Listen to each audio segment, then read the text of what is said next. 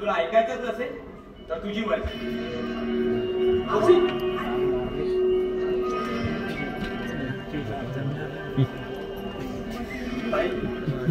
म्हणजे पुजारी नका समजून आम्ही माझ्याकडे कुठे इतके पैसे. बरं तू आजच्या दिवस सांग ना, मी त्यांना समजावते. माहित आहे तुझा भाऊ एवढा लाचार नाही. मला माहित आहे पूर्वीच्या माझ्या व्यसनी स्वभावामुळे भाऊजी आणि तू माझ्यावर विश्वास ठेवत नाही. ठीक आहे येतो मी. तन्मय, वाटलं होतं माझी बहीण माझी मदत करेल पण अरे ऐक ना रे, असहाय्य आहे. माझ्याकडे इतके पैसे नाही. फुल देत हे बघ तू जर परत आणलंस तर माझं काम होऊ शकतं. हे कसं काय? आई तुझ्या हातातील पाटल्या मला 15 दिवसांसाठी दे. अगं माझा पगार होता मी त्या तुला परत करेन. कारण पैसे भरण्याचा शेवटचा दिवस आहे. काय पाटल्या? होय ताई. त्यांनी विचारलं तर? त्यांनी विचारलं तर त्या रोज घालतेस का? आणि समज विचारलं तर सांग ना कपड्यामध्ये आहेत म्हणून. प्लीज सर प्लीज नाही म्हणू नकोस ना प्लीज प्लीज. बरं ठीक आहे, माझी 15 दिवसात या पाटल्या मला परत द्यायच्या. ताई अगं एकदा तरी विश्वास ठेव माझ्यावर. बरं थांब, मी सांगते.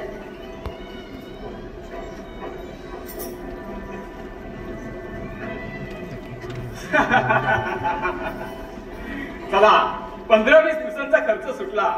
आता माझी शलाका तिथं वाट बघत असेल. आता ह्या पाचशे घ्यायच्या त्या गहाण ठेवायच्या आणि त्या पैशावर शलाका सोबत मजा करायची.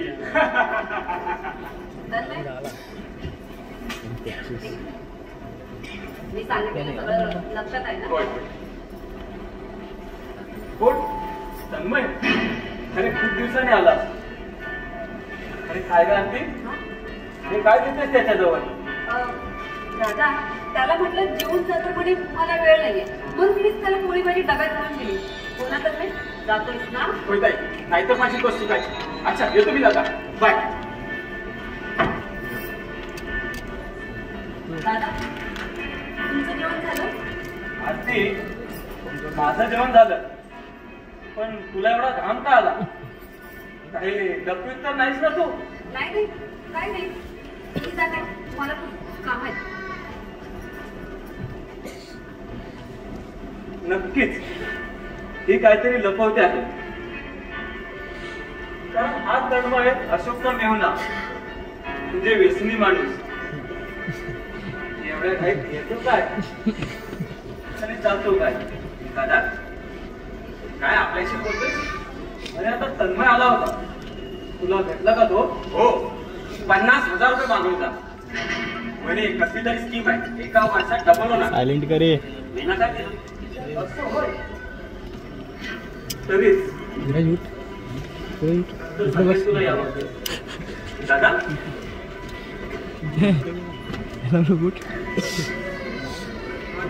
सांगेल काय म्हणाला? बाबा कसला विचार करता? अशोक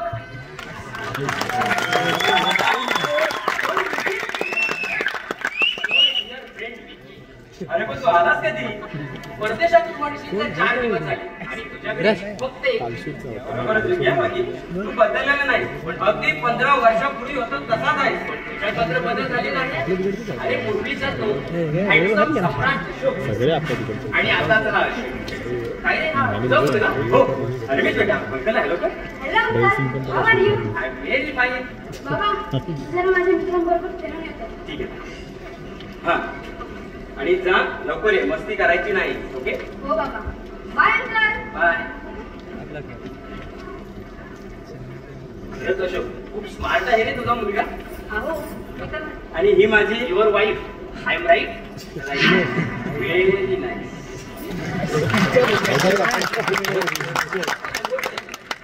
परदेशात असतो आता 15 वर्षानंतर आले. समजतात. बसा रे तुम्ही. बसा. अरे बस नाही आहे अशोक, कारण मला आता निघायला हवं. अरे परदेशातील काही मित्रांनी त्यांच्या भेटवस्तूची घरी जायचे आहे. ते काम प्रथमतः आठवतं. आणि हे बघ ही तुझ्यासाठी हे दुबई म्हणून घड्याळ आहे. हे दादांसाठी पण घड्याळ. तुमच्या स्मार्ट बॉय साठी हे कपडे अहो कशाला? आणि वहिनी तुमच्यासाठी ही साडी. अरे पण एवढं कशाला? हे बघ अशोक, आता नाही म्हणून माझं दिल दुखावून होतो यार. चल मी निघतो, आता माझं जायचं आहे.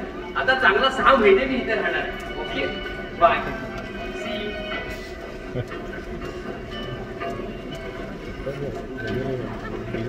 पाहिलं जाते दोस्त असावा तर असा. आज जवळजवळ 15 ते 16 वर्ष झाली माझ्या बरोबर शिकत होता.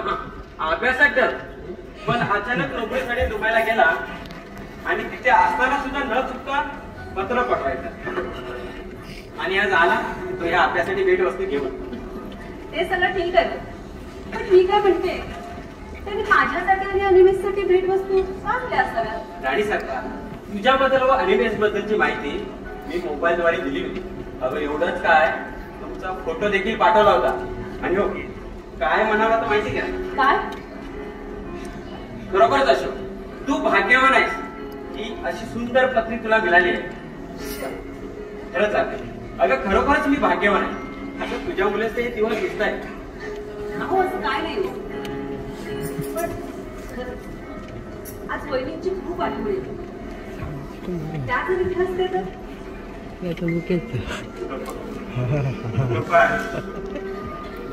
त्याची आठवण काढून मनाला वेदना देऊ नको. वहिनी मला आईसारखी होती. मग थोड्या दिवसांसाठी दादाच्या आयुष्यात गेली आणि आईचं प्रेम देऊन अचानक वगैरे निघून गेली. तिची आठवण की पण कसं तुम्ही असे भावना किंवा शोक नका ना. आता मी आहे ना. पण तुम्हाला सोडून तर जाणार नाही.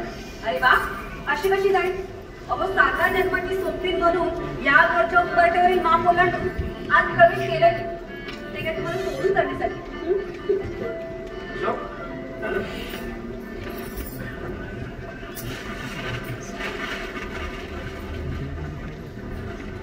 काय दादा, काय म्हणतात, झाली का विश्रांती? विश्रांती? अरे बेचैन मनाला कसली आली विश्रांती. बरं ते जाऊ.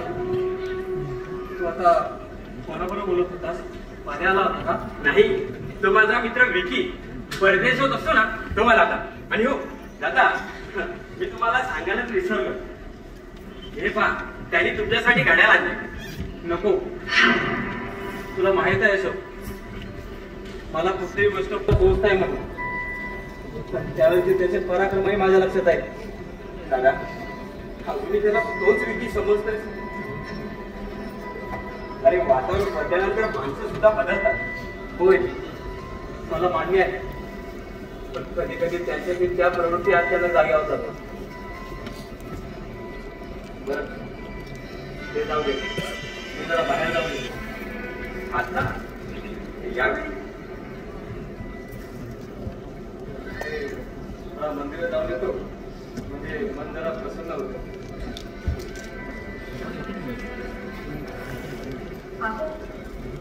दादा तुमच्या मित्राबद्दल असे का बोलत होते? अगं तसं काही नाही गं. विकी कॉलेजमध्ये असताना मुलींची चेष्टा करण्यास स्मार्ट पुढे असायचा, पण कुठलीच मुलगी त्याच्या हाताला लागायची नाही. आणि त्याच्यासोबत तुम्ही सुद्धा. छे छे, अगं तुला खरं वाटणार नाही, कॉलेजमध्ये असताना मी हिरो होतो, हिरो. तुला लग्नानंतर पोट पुढे आलं पण. अगं तुला त्यावेळेचं सांगतो, त्यावेळी सगळ्या मुलींची नजर माझ्यावर असायची. अगं एकीने तर काय, तिच्या रक्तानं आय लव्ह यू म्हणून पत्र लिहिलं होतं. हो का? मग करायचं होतं तिच्याशी लग्न, माझ्याशी का केलं? काय करणार, माझ्या नशिबी तूच होतीस ना. अजून जाऊन भेटा तिला आणि करा लग्न. अगं वेळे, तू हे खरं समजतेस? मला जर का तिच्याशी लग्न करायचं असतं तर मी तुला पाहायला आलोच नसतो. राहू द्या, सगळे पुरुष सारखेच असतात. अगं खरंच सांगते, नुसता तुझा फोटो पाहिला आणि मी तुला पाहायला आलो आणि पाहता क्षणी ठरवलं की हीच माझी होणारी बाई. म्हणजे अजून तुला खोटं वाटतं? मग पुरावाच देतो. आई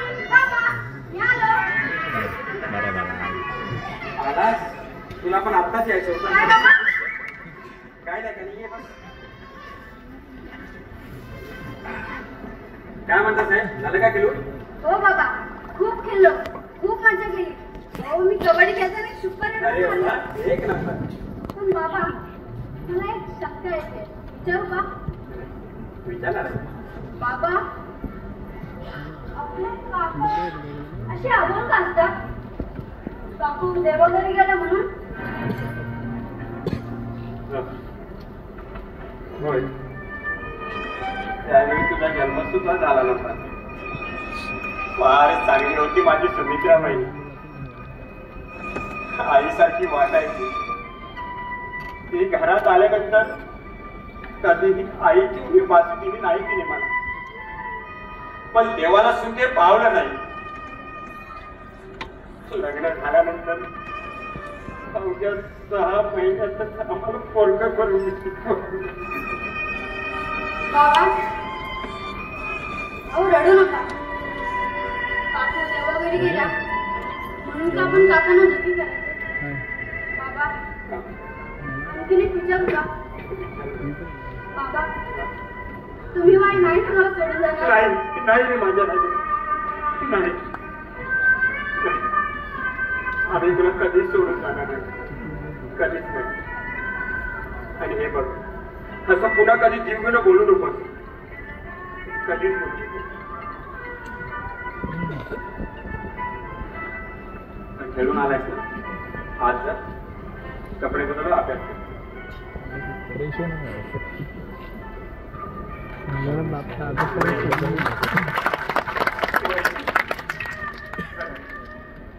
आज अनिमेश मुलं पुन्हा तुझी मूर्ती डोळ्यासमोर उभी राहिली आणि पुन्हा ते दिवस आठवले. त्यावेळी दादा किती आनंदात असायचा.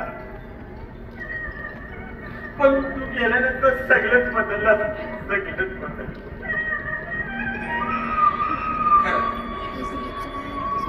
खरंच नियती का पूर्ण आमच्याशी केली, का केली? असो, अरे नियतीचे सगळेच पाऊल आपल्या बाजूने करत नसतात. आपण मागितलेलं सगळं जर आपल्याला मिळालं तर आपण परमेश्वराला पुन्हा विसरू. बरं, ते जाऊ दे. मला एक विचारायचं आहे तुला. राजा, तू विचार ना, त्या संकोच कसला? असो, मला असं वाटतं की ती माल रानावरची आपली जमीन आपण गहाण ठेवून ते घर थोडं दुरुस्त करून घेऊ. ठीक आहे, तू म्हणशील तसं करू. पण हे निर्णय घेताना आपण एकत्र बसून सविस्तर चर्चा करू व मगच कामाला आलं. ठीक आहे, तू म्हणशील तसं. मी जरा विश्रांती घेतो.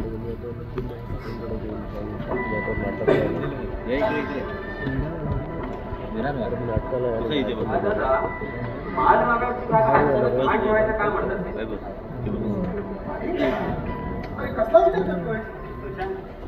अरे विचार तो कसला करणार.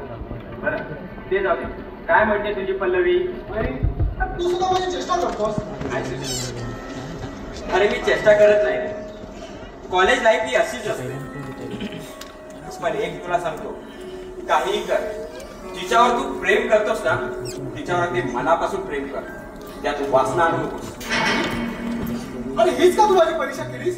तुझा माझ्यावर विश्वास नाही? विश्वास आहे, पूर्ण विश्वास आहे. मी फक्त एक तुला सूचना करतो. बरं, ते जाऊ दे. मी जरा बाहेर जाऊ येतोय. आजीने विचारलं तर सांग की थोडा उशीर होईल मला. ठीक आहे?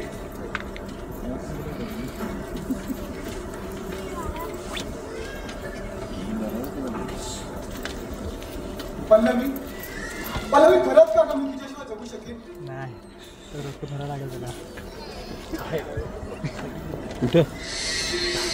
पल्लवी, खरंच का मी तुझ्याशिवाय जगू शकेन? थांब थांब, पल्लवी आली मग बघ.